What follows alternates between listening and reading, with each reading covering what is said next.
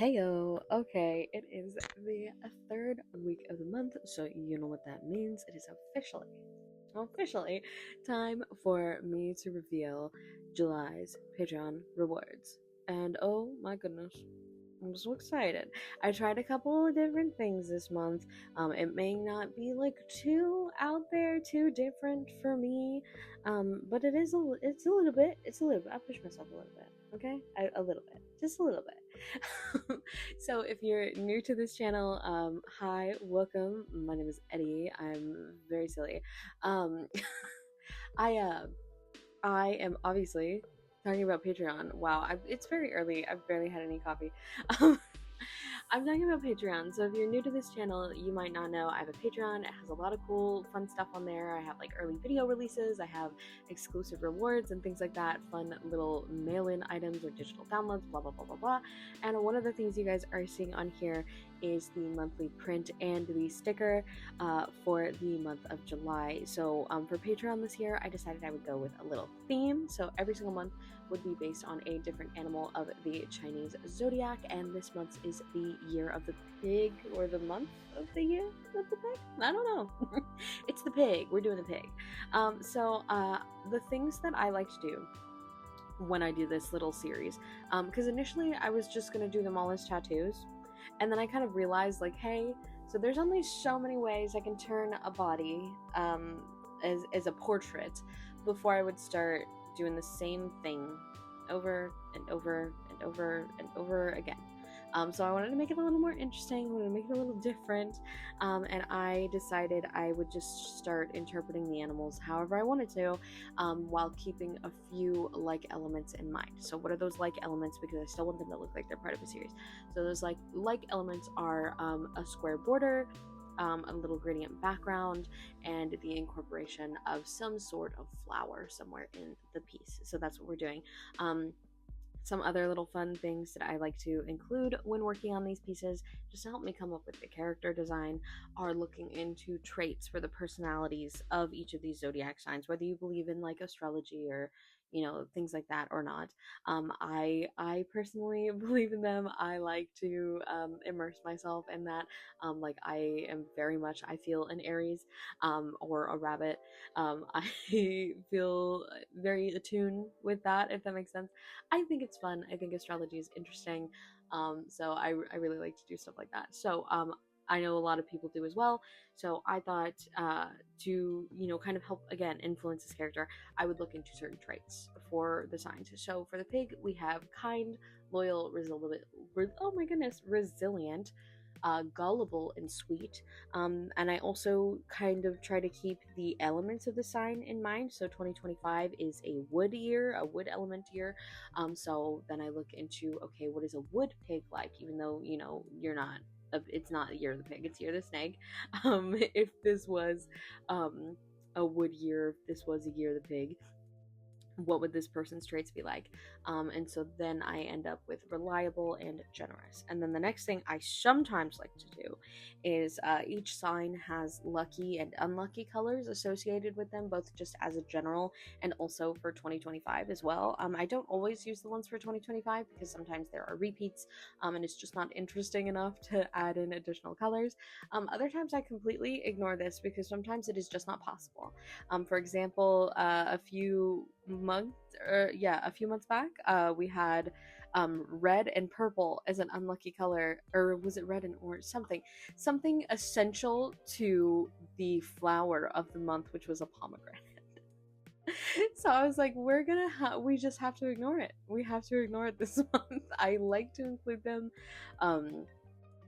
but it's just not possible. So sometimes I ignore them, but when I'm able to, I like to adhere to them. I have been getting a little bit annoyed because a lot of the lucky colors have been very similar the last few months. We've been getting a lot of yellow, a lot of warm tones. I want to work with cool tones so badly, but cool tones keep being unlucky. So I'm struggling. But anyways, what are the lucky and unlucky colors for our pig? So for lucky, we have yellow, gray, brown, and gold. which beautiful, gorgeous color palette. Again, it's very warm, very nice. Unlucky, we have red, blue, and green. And green's gonna get me. And why is green gonna get me? Well, I'll tell you. So when I was designing this character, again, I was looking at the traits. I was looking at the animal for the month, which is a pig. And sometimes I'd like to look at like careers and professions and like fashion aesthetic as well. For a lot of signs, fashion aesthetic doesn't come up for some reason. But for a few, it did. Like I remember for February, it specifically was like, yeah, people born under the horse really like to wear like athleisure and like, you know, that kind of like sleek kind of fit. Um, and I tried finding it for almost every single sign since then, and it hasn't come up. So then I was like, okay, let me look up like careers and kind of, you know, try to like simplify it as best as I can or pull inspiration from it in some way, even if I'm generalizing or what have you. And so I looked up traits or careers for the pig, and I was getting like vet, animal husbandry, things like that, which is honestly hilarious. Very like naturey, but also on the flip side, it was things like policeman, doctor, professor. So I was like, whoa, this is broad. You're either like somewhere deep in the woods or like out in the country, or on the flip side, you're like buried deep in your school book in a big city somewhere. So I'm like, okay, I'm gonna go with animal husbandry or like farming because it's a pig, and that would be, it would make more sense in an illustration than for me to draw like a teacher with a pig. You know what I mean? Farm girl with pig makes sense. Farm girl with pig look good. And also, I don't know, I've just been really drawn to that kind of imagery and stuff lately. Very like woodsy, cottagecore, forest. I wonder why. If you've been following me on any of my other social media, I'm sure you know why. I'm sure you know why. Anyways, I thought it would be fun to do a cute little farmer. And I was gonna do a boy at first, or a man. And the face was too squishy. And I kept trying to fix it, and I was getting frustrated, and I was like, I can't. And also I realized we're in July, right? This is month number 7. So if I do a guy now, it's gonna be pretty obvious that I threw him in because I realized we needed a guy. So I was like, maybe not for this month. Maybe we'll do like the token guy character at the end in December, who knows?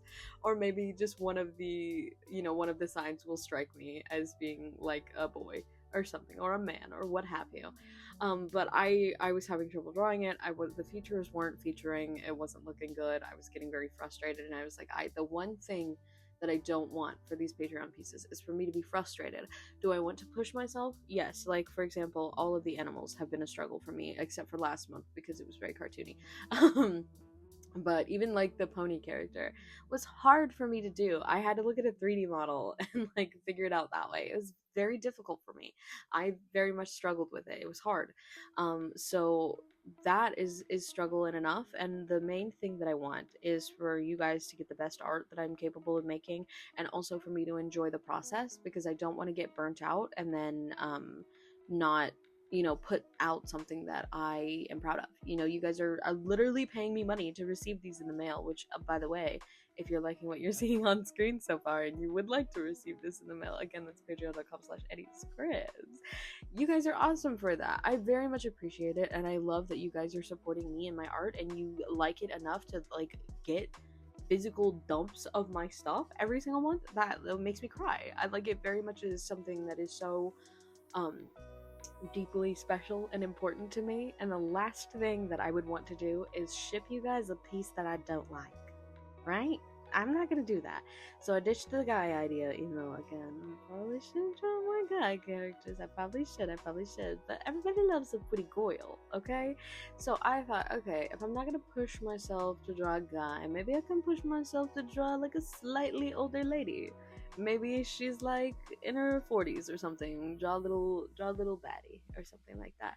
So we got a little older lady today, and I figured it would be nice because then I could do like little streaks of gray in her hair, because gray is one of the lucky colors for the pig. And I just thought it would suit it. So I tried to give her and I got some of the lines that I made got whisked away by the wavy hair that I did, but I tried to give her little crow's feet that disappeared eventually. I tried to give her were like, you know, like more of like a cheekbone, you know, little smile lines and things like that here and there, so that she would look a little bit older. Um, and I did the little gray streaks in her hair, and my friends thought she was bad. So I think that's a win for me. They seem to like her, so hopefully you guys like her as well. And yeah, that's pretty much it for the portrait aspect of the character. Oh, actually, I'll talk about the colors in regards to both of these here shortly, but I wanted to talk about the pig for a second. The pig was hard. The pig was hard. The initial sketch that I had for the pig was so cute. It was adorable, and then I started doing the line art, and I didn't like it anymore. And I was like, why? Why? And I realized off camera it was because I made the eyes way too big, way too anime eye piggy big on that girl, on that beautiful baby piggy girl. They were too big. They were too cartoonish. They were very much out of place. So I messed with them a lot off camera, because that's something that I like to do. And I would encourage you to do this as well if you're any sort of like content creator or anything like that. If you're filming and you reach a point where you're like, this needs work, even if you're doing what I'm doing, where like you're recording on an iPad and you very well could have every single moment of your process filmed, if the idea of having a screen recording going is making you anxious and you just want to turn everything off and really hone in on getting those last few details down, do it. It's why I've been doing a lot of transitions at the end of my videos. I don't know if a lot of you guys stick around that long enough to notice, but I very much will. I'll get towards the end of a speed paint and I'll be like, okay, I see all of these little nitpicky details that I'd like to fix. I really don't want to do it on camera and risk like all of these moments where I sit back and have to look at it for a really long time, and then I don't do that because I'm recording and I don't want to have to go look through my, you know, hours long footage and find all the places where I pause and edit it out. So I would much rather just turn off the camera and be able to look at it and then step away and look at it and step away and really do all of those refining details. But sometimes I feel obligated to record it. And so this is me telling you, if you do this type of content, because I'm sure a lot of you guys are artists as well. I'm sure a lot of you guys, whether you're doing this professionally or you're doing it as a hobby or you're trying to do this professionally but are doing it on the side, you don't have to record every single second of the process. Are some people going to be sad like, hey, what's with the jump? Sure. But I'm sure they would much rather have a good looking end result. I'm sure they would be much happier knowing that it results in better art at the end of it. So yeah, this is your encouragement to turn off the recording, turn off the screen, whatever you need to do, and go do your thing. Go do your thing. And that's what I had to do with the pig a lot.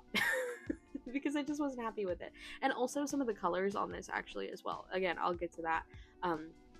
But yeah, just the face of the pig I really didn't like. And because I knew it was going to be a sticker as well, I kind of really needed to look cute. I kind of really needed to look good so that I can do the sticker, right? So that I can make a cute sticker and not something that you guys don't want. Yeah. So I messed with it a lot off camera. You guys will see the finished result here very soon when I reveal the physicals at the end. I really hope that I'm able to reveal the physicals at the end. I may have to like really find an interesting way to record it. Normally I like to go outside where it's sunny and there's lots of leaves and it's gorgeous, but it's stormy and dark and wet today, which I love personally for working. It's very comfortable. I'm very cozy and happy. However, for going outside and revealing physical media on paper, it's not great. So yeah, I will be showing that to you guys probably inside. We'll see. I don't know. I have no idea. I haven't printed them yet, so it's a mystery. But you guys will see them very shortly. So colors. Why were colors difficult? Well, let me tell you. It was all the same dang color. It was all the same color. And that was really frustrating because actually when I was laying down the flats, I had a lot of difficulty because as I was imagining the sketch, I was like, oh, this will be so cute. Like, I'll give her a little green bandana and then it'll have like bright yellow and, you know, orange and green and stuff on like the trim, because I was imagining like a very like folk art, like cutesy little pattern on her bandana. I knew I wanted to give her a yellow gingham, plaid, whatever you want to call it, flannel. and then I wanted to do a pink pig and blah blah blah. And then I realized, as I was getting into laying the flats down, I was like, oh no, green's unlucky. What am I gonna do? So I was like, I can make it like a yellow ochre, and I can give her like brown hair and blah blah blah. And then we start getting to the end of the piece, and I again turn off the camera, like I was saying, to do all the detail work. And I'm just looking at it, and I'm like, this is so samey. Everything is the same tone. It's the same color. I don't know what to do. So I bring my partner in. I'm like, hey, fresh set of eyes, please help me. What do I do? And they said the exact same thing that I was thinking. It's very samey. It's all the same color. And then I start saying, yeah, I know. It's like I was imagining green for the bandana and this, but I can't use green.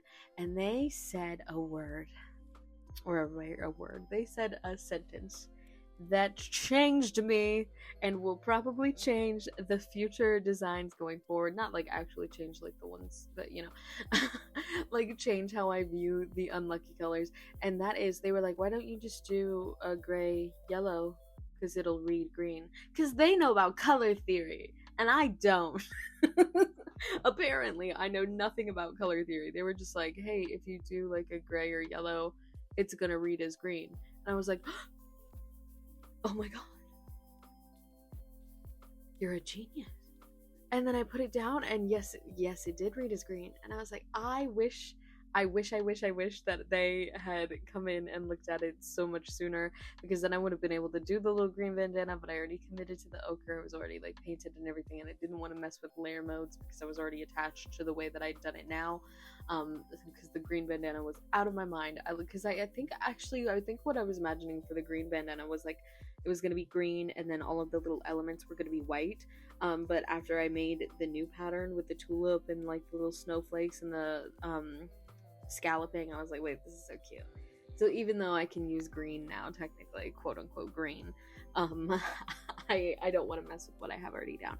So I used it for little elements here and there, like the sprouts in their mouth, because that's how I decided I wanted to do the flower. Because like you hear stories about like farmers and cowboys, they're like chewing on a piece of wheat or something. I don't know why that's a thing, but it's very much like an imagery. it's something that is well known in pop culture. It's like a constant like haha, cowboy chewing on cud or whatever.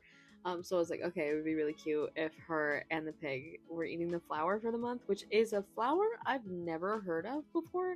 I don't know if it's pronounced like balsamine or balsamine. I don't know, balsamine? I have no idea. I've never heard of this flower before, so I was really surprised to see it. But I tried my best to draw it. It's very much one of those like floppy, I would describe it as almost like irisy, where like it can be like a rounded blossom in the way that I've kind of illustrated it, but it also usually is like very droopy. But that I didn't want to figure out how to draw that in perspective.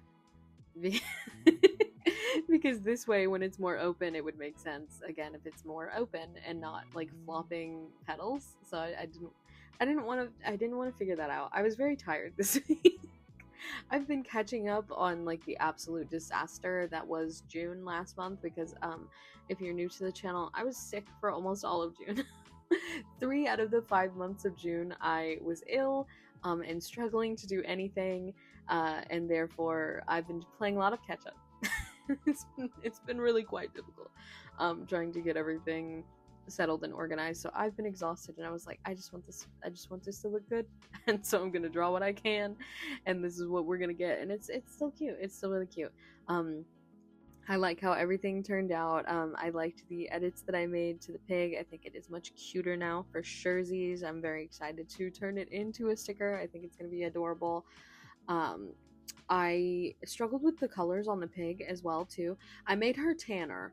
You guys are gonna see, because the tone of the pig was very similar to the tone of the character, and so I was like, okay, what can I do to make them different? So instead of going with like a tanner pink pig like what I wanted, I was like, I'm gonna make the farmer tanner, which makes sense, haha, farmer tan. And then also I'm gonna make the pig brighter, like almost like you know those like spotted pigs where they're like white but then they have like blushing almost, where it's like, okay, you've got a little bit of pink on your nose and on your ears and stuff. I thought it would be cute if we did that instead, rather than doing like a full like tonally pink pig like you would for like Waddles, for example, Gravity Falls style. And I think that's a lot better. I think it adds a lot more contrast. And then I threw in a little green background, and you guys are going to see all of that again here very shortly. I'm so excited to reveal those rewards. And here they are. Surprise! I hope you like them. If you do, again, it's patreon.com/eddiescribs. You have until the 31st of July to join any of my matcha or